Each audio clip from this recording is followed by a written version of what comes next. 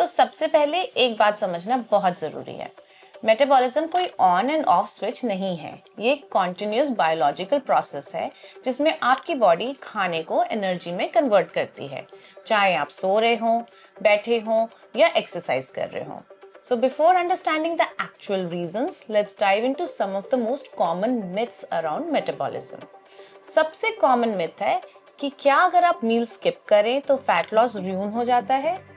Actually fact ये है कि मील स्किपिंग मेटाबॉलिज्म को परमानेंटली स्लो नहीं करता।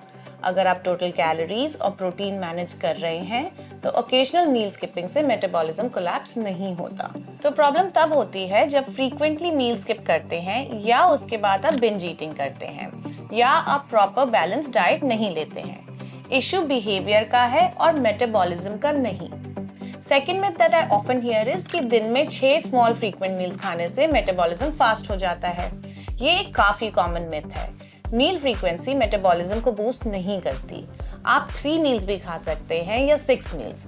अगर टोटल कैलोरीज और मैक्रोज सेम है तो metabolic rate almost remains the same.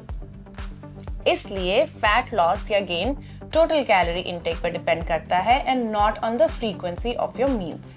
Another common myth कि एज के साथ मेटाबॉलिज्म ऑटोमेटिकली स्लो हो जाता है। नाउ एज मेटाबॉलिज्म को डिस्ट्रॉय नहीं करती है, मसल लॉस एंड इनएक्टिविटी करती है। तो जो लोग एज के साथ स्ट्रेंथ ट्रेनिंग छोड़ देते हैं या ज्यादा बैठना लगते हैं उनका मेटाबॉलिज्म स्लो दिखता है।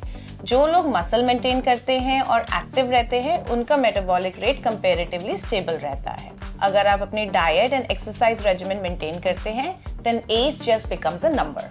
अनदर कॉमन मिथ है कि अगर आपका फैट लॉस स्लो हो गया है तो मेटाबॉलिज्म ही कल्प्रिट है। ज्यादातर केसेस में ये सच नहीं है। मोस्ट ऑफ द केसेस में गलत कैलोरी ट्रैकिंग कल्प्रिट हो सकती है या आपकी डेली एक्टिविटी कम हो जाती है जिसे हम नीट कहते हैं। इसके साथ साथ protein loss and muscle loss and आपकी poor sleep and high stress भी कंट्रीब्यूटिंग फैक्टर्स हो सकते हैं।